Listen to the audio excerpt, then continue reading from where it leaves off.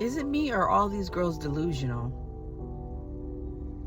If you said no at the altar because you didn't like this, this, and this, why are y'all still trying to have a relationship after you said no? I'm confused.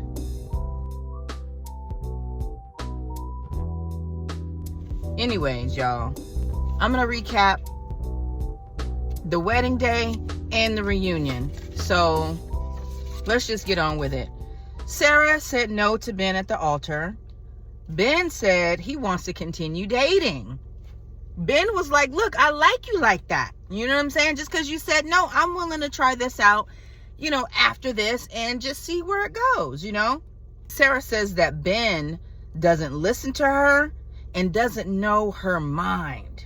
She said this has nothing to do with the time frame because she knew what she signed up for. She was willing to get married, but she says that he's not listening to her. It's not going to work. So that's why she said no. But then we fast forward to the reunion, right? Said that discussions weren't had after the pods, like gay marriage and him not being aware of social issues. So again, my question is, why are you mad that he didn't move to Nashville with you? If all of these things were telling you no, he's not the one, why are you mad? And then Ben is sitting up here flip-flopping and just going along talking about he's not proud of growing up with privilege. What? Only a person that had privilege would say something like that. Listen, I am providing the best for my son, as best as I possibly can. My son better not grow up talking about, I'm not proud of all the things that my mama provided for me. What you mean you not proud? You better be proud. Don't dim your light for somebody that wants to be woke, Ben. Boy, listen. At the end of the day, Sarah don't want no punk. Sarah don't want a beta male. And that's exactly what you are.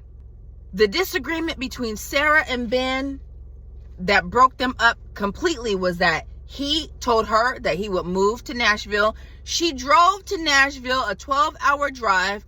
She assumed that he was on his way to Nashville too to start living with her for this 2 weeks to 2 month thing. That's an awkward time frame for somebody that works remote. Like, either we gonna do this or not. Like, who says 2 weeks to 2 months? But I digress. She assumed that he was gonna leave Minnesota and head to Nashville as well. It's on a Friday night. She reaches out. Where are you at? Why are you assuming this? Shouldn't y'all be driving together if that's the plan? But no. So she sends him a text. His first reaction is, I'm sorry, my bad. And she just doesn't respond anymore. So for him, that's like, okay, well, I didn't want to go anyway. This right here just solidifies it. So actually, Sarah, you made his decision not to come even easier for him. Y'all play too many games. Y'all don't say what's on your mind. Y'all don't speak your truths. And that's why y'all not together. And it's for the best. Okay? Delusional. Just delusional. I don't know. Did Sarah want Ben to just continue chasing her? I mean, because it sounds like he did. It sounds like he was willing and trying and saying, you said no at the altar, but I still want to date your ass. The social issues thing, I'm over it. I'm sorry, but if you never grew up in that and you never had to deal with something, it's so easy for you to ignore it. I mean, it's just like we have starving kids in all these other countries and third world countries and things like that. Should we have empathy and sympathy and stuff like that for those people? Absolutely. But if that's not our story, if it doesn't hit close to home, it's really, really hard to sympathize and to be completely aware and know the full scope of it, unless that's like a passion of yours to solve that world issue. You know what I'm saying? So again, let it go. Should he be aware of some social issues going on, like Black Lives Matter and stuff like that? Sure, But at the end of the day, don't punish him for it. Educate him and move on. Monica and Joey. Monica says no at the altar. I was really, really shocked. She said that she needs affection from Joey. And Joey thinks that, she said no because her sister didn't like him and the lack of affection. Well, you were spot on. So apparently Monica did communicate this to him. But I will tell you this. When I watched the show, not one time did I ever think that Monica was going to say no or that she had a problem with Joey and his lack of affection. Watching the show, I only learned of that since the end, since wedding day and reunion. Other than that, she made it seem like they were perfect and that Joey was perfect and that Joey could do no wrong. She was fighting her sister over Joey. So for her to say, it was really hard watching back. What do you mean? The whole time you made it sound like Joey was perfect. But the wedding day is when you had a problem. Joey D and Madison. Okay, and they dated in the pods. They're friends. Neither one of them had a connection. What's wrong with somebody reaching out to somebody that they knew in the pods and they just want to reconnect and say, hey, how you doing? I can see if Joey said, hey, do you want to hook up? Do you want to meet for coffee sometime? Do you want to go out? That didn't happen. He made a funny comment and just, hey, crazy. Monica feels some kind of way. And that's it for them. Monica and Joey, just dumb, weird. I am glad, though, that she did realize that he wasn't sexually attracted to her, because you do want to feel like your partner likes you like that. I've been in a relationship before like that, where the partner just wasn't very intimate, didn't really initiate, and that bothered me a lot. And that was another reason that was something that also solidified in my mind that this person didn't really like me. But there's nothing worse than being with somebody that isn't attracted to you. Taylor and Daniel, they're perfect. Tattoo is underwhelming, bruh. I say do-over. But they're cute, It appears that Daniel is a stage 5 clinger, and I'm here for it because Taylor doesn't seem to mind. So, I'm glad that they were able to get over the whole Instagram debacle, and that they're together, because they seem like they're gonna go a long ways. They like the same things. They love each other's families. And I wouldn't say that they probably took the experience or the experiment more serious than other people. I just think they were at the right place at the right time, and they met each other when they were supposed to, because everything just seems to be so easy in the flow. And to me, that's what love is, especially in the honeymoon. Everything should just be easy and just flow. When it doesn't flow and it's hard in the beginning and there's so much miscommunication and things just don't make sense and you're feeling some kind of way, that lets you know it ain't it. But for Taylor and Daniel, I think they were good to go. Devin and Virginia. This one here really stumped me. Devin and Virginia. She says that their core values just don't align. She was another one that surprised me at the wedding. At this point we're 0 for 3. And all the women are saying no. And for Virginia to say no, all of this fawning over Devin the whole time, acting like he was just so perfect and so giving and so generous, and then to get up there and do that, it was confusing. She said, though, that she kept feeling things in her tugging at her, and that could have been, obviously her intuition, her God conscious telling her, no, this is a flag, this is a flag. And I'm starting to wonder if because we have the influence of other people in social media and what everybody else says is what we should have, if that doesn't play a part in a lot of young women's minds. She said that their core values didn't align, and I agree. I think that core values should align, but why is being pro-LGBTQ a core value when you're not in that community? I think if you're not directly in that community, then it's okay to disagree on that. Same with abortion. You guys are getting married, so if she were to get pregnant, she's going to have the baby. So why is that something that would tear you and your spouse or your fiance apart. I'm so confused. At this point, I think it's either one or two things. Either everybody is just extremely cautious and extremely logical, and they know that this is not going to work, or they did this for exposure because they want to start a podcast, or they're opening up a business and they need to drum up a status online, because everybody knew what they were signing up for.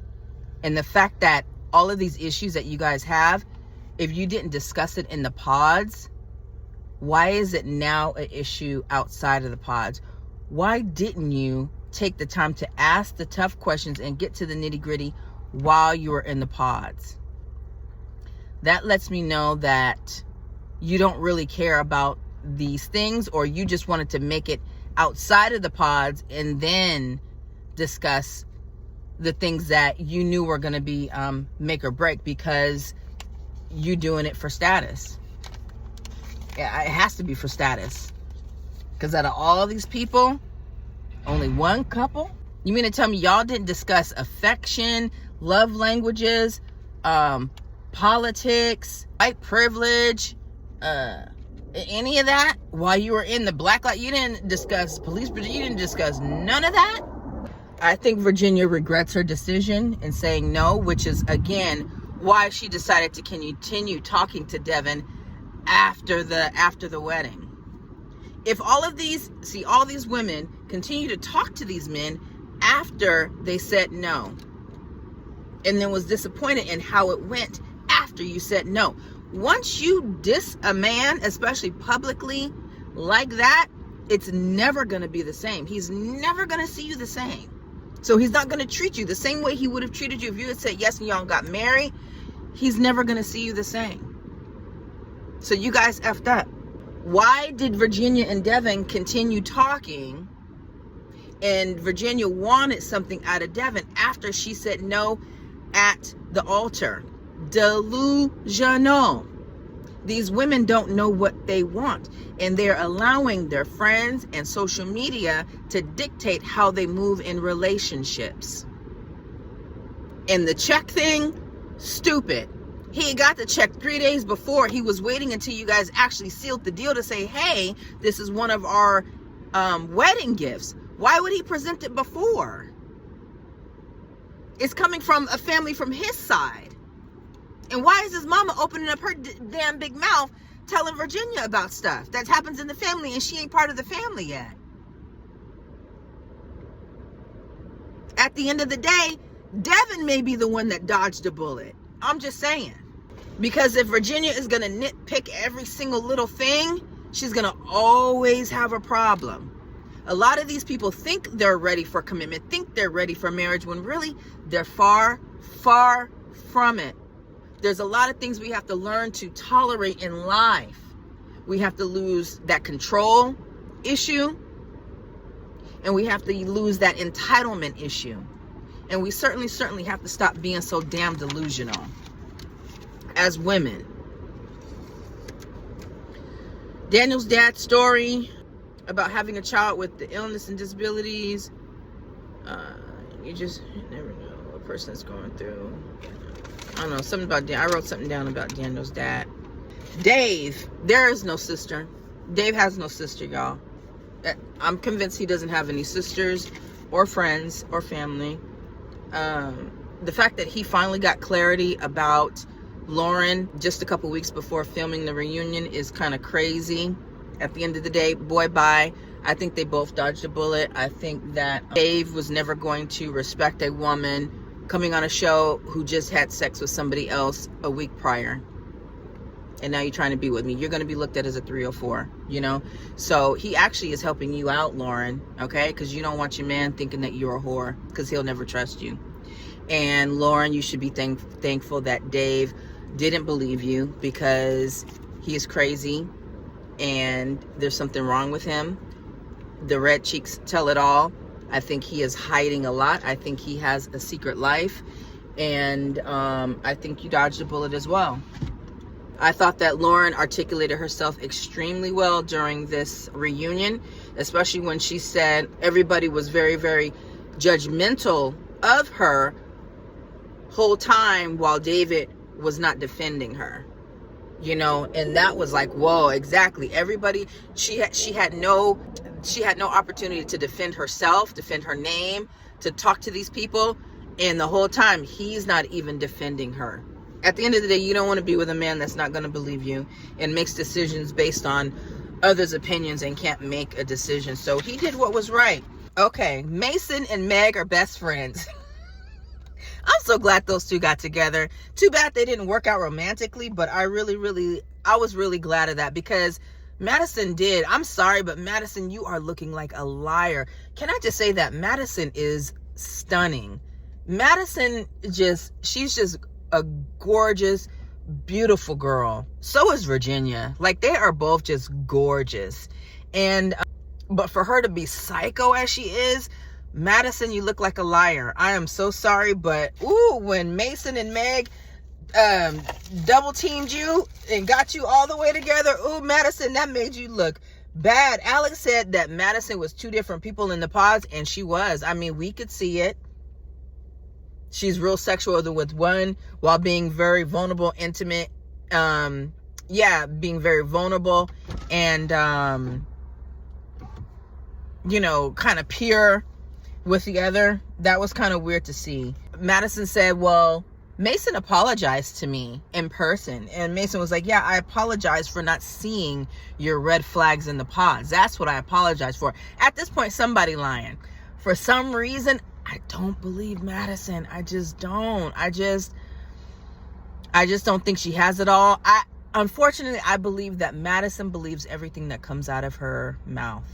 I think that Madison is that far gone that everything that comes out of her mouth, she actually believes. And a lot of extensive therapy is going to have to happen for Madison to come up out of that. I just really believe that Madison is suffering from arrested development, and that whatever happened in her childhood is showing up. I wouldn't be surprised if a family member came out and said that Madison's always been a liar and that she was a liar as a child. But I don't know, when Madison pulled out her text messages proving the accusation she had against Mason and Alex, girl, embarrassing. Those text messages proved absolutely nothing.